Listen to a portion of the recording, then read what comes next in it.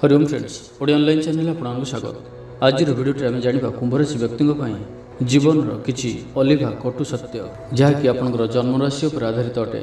देखो जदि आपंकर नाम ए अक्षर आरंभ होती जदि आपंकर राशि कुंभ अटे तो यह भिडियोटी आपंपाई भिडियोटी एमती किसी कथा आप जानीपारे एमती किसी रहस्य आपंकर जीवन विषय जानीपारे हुए तो एपरी किसी कथा आप आगुरी शुणी नथिबे कहीं मिली थाए जीवन में एत अधिक दुख क्यों राशि मान सर्वदा आप दूरे रे क्यों वर्ष आपंकर भाग्य चमकी थाए स्वभाव गुण अवगुण क्यों क्षेत्र में आप सर्वदा आग रही था प्रत्येकटी विषय पर विस्तृत भाव में कहुई। भिडियोटी को निश्चित रूप शेष पर्यटन देखूँ एवं भल लगी लाइक टे निश्चित करूँ।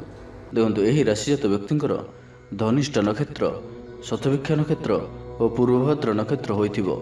एमानकर नामर प्रथम अक्षर गु गे गौ स सी सो से दा ते एमध्य अन्यतम अटे। नामर प्रथम अक्षर यही सब थिले आपंकर कुंभ राशि विचार करा जाए। यार राष्ट्राधिपति ग्रह होउछन्ति शनि।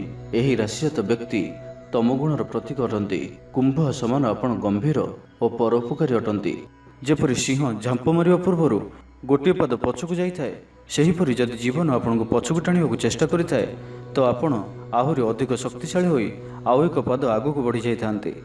आपण यह तो शुणिथिबे कि कठिन परिस्थिति में बुद्धिमान लोक रास्ता खोजी थांती किंतु दुर्बल स्वभाव संपन्न लोक बाहाना खोजी थांती। एमाने कठिन समय निजर रास्ता खोजा बदल में निजर एक नुआ रास्ता प्रस्तुत कर थांती। एमानकु कहार सहानुभूतिर आवश्यकता पड़ न थाए। सिंह समान होइथांती। जेपरि जंगल सिंह गर्जन करिथाए तो प्रत्येक जीवजंतु लुचि जाइथांती सेहीपरि एही नामर व्यक्ति कहा सहित भी शत्रुता रखा पसंद करती ना किंतु जदि कहीं बारंबार एम प्रति शत्रुता आचरण करती तो एमानकर सिंह समान प्रकृत रूप समय आसिले अवश्य देखाई था। निजर परिचय निजे ही सृष्टि करते। एमाने निजर छवि को एपरी प्रस्तुत करते कि जो स्थान को भी जाइथांती सेठारे निजर छाप निश्चिंत पकाई था।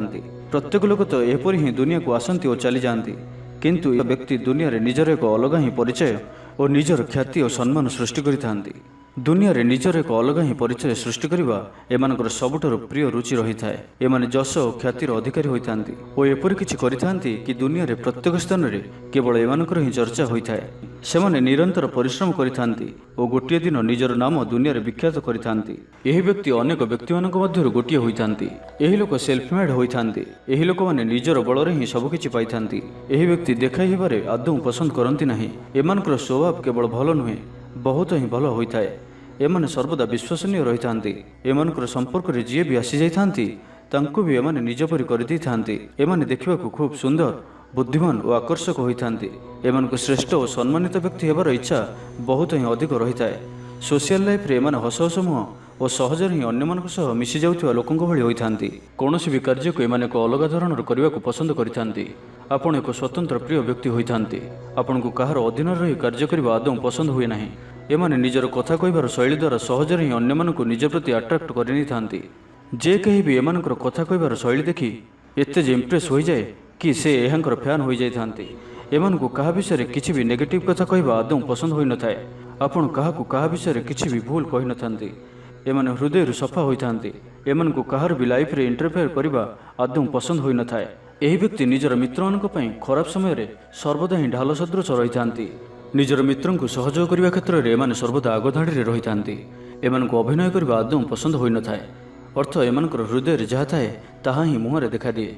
एमाने साधारणतः गर्वी रतिप्रिय कृपण मानी राजवल्लभ रूपवंत ख्यातिनामा चक्षु रक्तवर्ण आमबात देही अल्प पंडित श्रृंगार भोगी तुरुतुरिया स्वभावी कर्कश स्वभाव लंपट और आजन्म सुखी देव ब्राह्मणकठारे भक्ति धनवंत क्षणकोपी क्रूर और हिंस्रक। धनिष्ठ नक्षत्र महिला माने कला को धरिकरी गृह परिचालना करिबारे धुरंधर। स्थूल कफल गौरवर्ण बा श्यामल वर्ण पृथुल शरीर बुद्धिवंत विद्वान कवि पंडित सुलेखक विचक्षण बुद्धि गांधार विद्यारे रत गीत वाद्यप्रिय कौतिकी मधुर वचन गायक और गायिका विपुल लक्ष्मी बहुल व्यय जासीन दिय तीन गुण निय राजसेवा तेजवंत बात पित्त देही शाकाहार रे श्रद्धा आमिष भक्षण करती मधुरसरे प्रीति पेट व्यथा कामतुर ବାଣିଜ୍ୟରେ ଲାଭ, ଚାଷରେ ମଧ୍ୟମ, ପ୍ରଶଂସାର ପାତ୍ର, ବିଷ୍ଣୁ ବୈଷ୍ଣବ ସେବାକାରୀ, ପାପପୁଣ୍ୟ ବିଚାରକ, ଉତ୍ତମ ବୈଦ୍ୟ, ରାଜନୀତିଜ୍ଞ, ଗୃହ ବୈଦ୍ୟ ଓ ତ୍ରିକାଳଦର୍ଶୀ। ଶତଭିକ୍ଷା ନକ୍ଷତ୍ରର ମହିଳାମାନେ ପୁରୁଷଙ୍କ ଭଳି କାର୍ଯ୍ୟକ୍ରମ ଦେଖାନ୍ତି ଓ ମଧୁର କଥାରେ ସମସ୍ତଙ୍କୁ ଭୁଲାଇ ପାରନ୍ତି। ବେଳେବେଳେ ପରବୁଦ୍ଧିରେ ମଧ୍ୟ ପଡ଼ିଯାଆନ୍ତି। ଗଜକପାଳ, ହର୍ଷମୁଖ, ବିଦ୍ୟାରେ ଶ୍ରଦ୍ଧା, ଚଞ୍ଚଳା, ପାଣ୍ଡିତ୍ୟ, କୁଳଶ୍ରେଷ୍ଠ, କେଶ ଉତ୍ତମ, ଭାର୍ଯ୍ୟ ଦୁଷ୍ଟ, ବହୁକୁଟୁମ୍ବୀ, ରାଜସେବକ, ବହୁ ବିଳାସୀ, କୃଷିକାରୀ, ବିଚାରକ, ଉଚ୍ଚମନା, ଭୋଜନପ୍ରିୟ, ବାଲ୍ୟକାଳେ ଦୁଃଖୀ, ଦାନ୍ତମାନ ବଡ଼ ବଡ଼, ଅଳ୍ପଦାତା ଓ ପୂର୍ବଭଦ୍ର ନକ୍ଷତ୍ରର ମହିଳାମାନେ ଦେବତା ଭକ୍ତି ଉପାସନାରେ ବ୍ରତୀ ହୁଅନ୍ତି। ତେବେ ଜାଣିବା କି କୁମ୍ଭ ରାଶିର ବ୍ୟକ୍ତିମାନଙ୍କ ପାଇଁ ଏମାନଙ୍କର ସ୍ୱାସ୍ଥ୍ୟ କିପରି ରହିଥାଏ। ଏମାନଙ୍କର ଚେହେରାର ବିଶେଷତ୍ୱ ହେଲା ମଧ୍ୟମ ଉଚ୍ଚତା ସମ୍ପନ୍ନ ବ୍ୟକ୍ତି, କର୍କଶ କଣ୍ଠ, ରୂପବନ୍ତ କର୍ଣ୍ଣ, ସୁନ୍ଦର ଚକ୍ଷୁ, ରକ୍ତବର୍ଣ୍ଣ ଦୀର୍ଘ ଗ୍ରୀବା, ପ୍ରଶସ୍ତ ପୃଷ୍ଠଦେଶ ଓ ଦୀର୍ଘ ଚରଣ, ଉରୁପୃଷ୍ଠ ବଡ଼ ବଡ଼ ଦାନ୍ତ, ଖର, ଲୋମସ, ଜଘନ କଟି ଓ ଉଦରାଙ୍ଗର ସ୍ଥୂଳତା। ଏମାନଙ୍କଠାରେ ଯୁବକ ସୁଲଭତ୍ୱ ଅଧିକ ପରିମାଣରେ ଦେଖାଦିଏ। କେଶଗୁଡ଼ିକ ଖୁବ୍ ଲୋଭନୀୟ, ଲୋମଦେହୀ, ଜାଇମନ୍ଦା ଅଧିକ ପରିମାଣରେ ଦେଖାଦିଏ, ଅର୍ଥାତ୍ କଳାଜାଇ ଏମାନଙ୍କଠାରେ ଅଧିକ ରହିଥାଏ। ଉକ୍ତ ରାଶିଜାତ ବ୍ୟକ୍ତିମାନଙ୍କର ଆମବାତ, ରକ୍ତ ଅପରିଷ୍କାର ଜନିତ ରୋଗ, ସ୍ନାୟୁବିକ ଦୁର୍ବଳତା, ବାୟୁଦୋଷ, ମଧୁମେହ, କାମଳ, ରକ୍ତଚାପ, ପକ୍ଷାଘାତ, ଆଣ୍ଠୁଗଣ୍ଠି ବାତ, ମାନସିକ ରୋଗ, ମୁଣ୍ଡବିନ୍ଧା, ଅମ୍ଳବ୍ୟାଧି, ଗନେରିଆ, ମାନସିକ ଦୁଶ୍ଚିନ୍ତା, ପେଟଜନିତ ରୋଗ, ପାକସ୍ଥଳୀ ଓ ଅନ୍ତର୍ନାଳୀଜନିତ ରୋଗ, ମୂତ୍ରାଶୟରେ ଯନ୍ତ୍ରଣା। ବୟସ ବୃଦ୍ଧି ସଙ୍ଗେ ସଙ୍ଗେ ସୁଖାଦ୍ୟ ଓ ସଂଯମ ପ୍ରତି ଅଧିକ ଧ୍ୟାନ ରଖନ୍ତୁ ଓ ପ୍ରତିଦିନ ବ୍ୟାୟାମ କରନ୍ତୁ। ଏହା ଆପଣଙ୍କ ପାଇଁ ଅତି ଆବଶ୍ୟକ ଅଟେ। ତ ଏବେ ଆସନ୍ତୁ ଜାଣିବା କି କୁମ୍ଭ ରାଶିର ବ୍ୟକ୍ତିମାନଙ୍କ ପାଇଁ ଏମାନଙ୍କର ସ୍ୱଭାବ କିପରି ହୋଇଥାଏ। ଏମାନେ ଚତୁର ବୁଦ୍ଧିସମ୍ପନ୍ନ, ଧୈର୍ଯ୍ୟବନ୍ତ, କ୍ଷଣକୋପୀ, କାମତୁର, କ୍ରୂର ଓ ହିଂସ୍ରକ, ବ୍ୟବହାରରେ କୌଶଳୀ, ଶାନ୍ତ ସ୍ୱଭାବ, ସାହିତ୍ୟ, ଧର୍ମଦର୍ଶନ, ଜ୍ୟୋତିଷଶାସ୍ତ୍ର, କାବ୍ୟ କବିତା, ଗାନ୍ଧାର ବିଦ୍ୟା, ସଙ୍ଗୀତରେ ପାରଦର୍ଶିତା ଦେଖାଇଥାନ୍ତି। ସମାଜର କଲ୍ୟାଣ ନିମନ୍ତେ ଆପଣ ଅନେକ ଉଦ୍ୟମ କରିଥାନ୍ତି। ଆପଣ ଜଣେ ବିପ୍ଳବୀ ଓ କର୍ମବୀର ଅଟନ୍ତି। ସଂସ୍କାରବାଦୀ ଚିନ୍ତାଧାରା ସବୁବେଳେ ଆପଣଙ୍କ ମୁଣ୍ଡରେ ଖେଳୁଥାଏ। ଦେଶପ୍ରେମୀ ଓ ସମାଜର ନିଷ୍ପେଷିତ, ଅବହେଳିତ, ଦଳିତ, ଖଟିକିଆ, ମଜୁରିଆ ଓ ଶ୍ରମିକମାନଙ୍କ ଦୁଃଖରେ ଭାଗିଦାର ହୋଇପଡ଼ନ୍ତି। ଗରିବ ଦୁଃଖ ଦେଖିଲେ ଆପଣଙ୍କର ହୃଦୟ କାନ୍ଦି ଉଠେ। ଆପଣ ଜଣେ ବିଶିଷ୍ଟ ସମାଜସେବୀ, କିନ୍ତୁ ଦୁଃଖର ବିଷୟ କି ଆପଣଙ୍କର ନୈତିକ ମୂଲ୍ୟବୋଧର ଅଧପତନ ମଧ୍ୟ ଘଟିପାରେ। ପ୍ରଚଣ୍ଡ ସ୍ମୃତିଶକ୍ତି ଆପଣଙ୍କଠାରେ ରହିଅଛି, ଏଣୁ ବିଚକ୍ଷଣ ବୁଦ୍ଧି ନିମନ୍ତେ ଆପଣ ସମସ୍ତଙ୍କର ପ୍ରିୟଭାଜନ ହୋଇପାରନ୍ତି। ଏମାନେ ଇନ୍ଦ୍ରିୟ ଭୋଗରେ ଆସକ୍ତି, ପାଣିରେ ସର ପକାଇବାରେ ଏମାନେ ଧୁରନ୍ଧର, ପରିଣତ ବୟସରେ ପକ୍ଷପାତ ଓ ବାତରୋଗରେ ପୀଡ଼ିତ ହୋଇପାରନ୍ତି ଓ ଅର୍ଥାଭାବ ମଧ୍ୟ ଘଟିପାରେ। ଅତି ଲୋଭରୁ ଏମାନେ ଠକାମିରେ ପଡ଼ିପାରନ୍ତି। ଦରକାର ପଡ଼ିଲେ ପରନିନ୍ଦୁକ, ପାପାଚାରୀ ଓ ପ୍ରବଞ୍ଚକ ସାଜିପାରନ୍ତି। ଅର୍ଥପିପାସା, ଅସ୍ଥିରତା ଓ ପ୍ରେମିକ ଏମାନେ ସାଜିଥାନ୍ତି। ଅତ୍ୟଧିକ ମାନସିକ ପରିଶ୍ରମ କରି ଆପଣ ବିବ୍ରତ ହୋଇପଡ଼ନ୍ତି। ଆପଣଙ୍କ ଆଖି ଆଗରେ ଆପଣ ଦୁର୍ନୀତିକୁ ପ୍ରଶ୍ରୟ ଦିଅନ୍ତି ନାହିଁ। ମିଥ୍ୟା ମୋକଦ୍ଦମାରେ ପଡ଼ି ହଇରାଣ ହୁଅନ୍ତି। ପ୍ରକୃତି ଅସ୍ଥିର ଯୋଗୁଁ ଆପଣ ସମାଜରେ ନିନ୍ଦା ପାଇଥାନ୍ତି। ବହୁ ଆଡ଼ମ୍ବର ଦେଖାଇଥାନ୍ତି ଓ ତା ପରମୁହୂର୍ତ୍ତରେ ଫସର ଫାଟିଯାଏ। ନିଜର ଆତ୍ମୀୟମାନଙ୍କଠାରୁ ପରାମର୍ଶ ନିଅନ୍ତୁ। ନିଜକୁ ବିଚକ୍ଷଣ ବୋଲି ଭାବିଲେ ହେବ ନାହିଁ। ଜୀବନଟାକୁ ଆନନ୍ଦ ଉପଭୋଗ ମଧ୍ୟରେ ନଷ୍ଟ କରି ଦିଅନ୍ତୁ ନାହିଁ।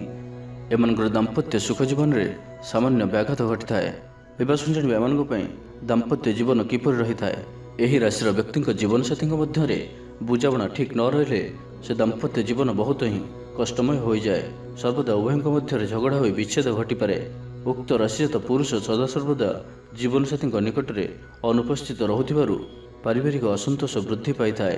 ଯେଉଁମାନଙ୍କୁ ବି ମିଥୁନ ଓ ତୁଳାରାଶିର ଜୀବନସାଥୀ ମିଳିଥାନ୍ତି, ଏମାନେ ଶ୍ରେଷ୍ଠ ଜୀବନସାଥୀ ହୋଇଥାନ୍ତି। ବୃଷ, ପିଚ୍ଛା ଓ ସିଂହ ରାଶିର ପୁରୁଷ ଓ ସ୍ତ୍ରୀଙ୍କୁ ବିବାହ କଲେ ଜୀବନ ସାମାନ୍ୟ ଅଶାନ୍ତିରେ ଘଟିଥାଏ। ଏବେ ଆସନ୍ତୁ ଜାଣିବା ଆପଣଙ୍କର ପାରିବାରିକ ଜୀବନ କିପରି ରହିଥାଏ। ଏହି ରାଶିଜାତ ବ୍ୟକ୍ତି ଶାନ୍ତ, ସରଳ ଓ ସେବାକାରୀ ଓ ଜ୍ଞାନବନ୍ତ ଅଟନ୍ତି। ପରିବାରର ସମସ୍ତ ସଦସ୍ୟଙ୍କୁ ସମାନ ଭାବରେ ଦେଖନ୍ତି। ପରିବାରର ଭାର ଆପଣଙ୍କ ଉପରେ ରହିଥାଏ। ସେମାନଙ୍କ ସେବାରେ ଆପଣଙ୍କର ଆନନ୍ଦ ଆସିଥାଏ। ମାନବ ସେବା ହିଁ ଭଗବାନଙ୍କର ସେବା ବୋଲି ଆପଣ ଚିନ୍ତା କରିଥାନ୍ତି। ଆପଣ ଜଣେ ସାମ୍ୟବାଦୀ ଓ ବିପ୍ଳବୀ ଓ କର୍ମବୀର ତଥା ତର୍କବୀର ହୋଇଥିଲେ ମଧ୍ୟ ନିଜର ସଂସ୍କୃତି ଓ ଐତିହ୍ୟକୁ ନବାନୁରାଗ, ବୈରାଗ୍ୟ ଓ ଉନ୍ମେଷର କଥାଗୁଡ଼ିକ ମନରେ ଆନ୍ଦୋଳିତ କରେ।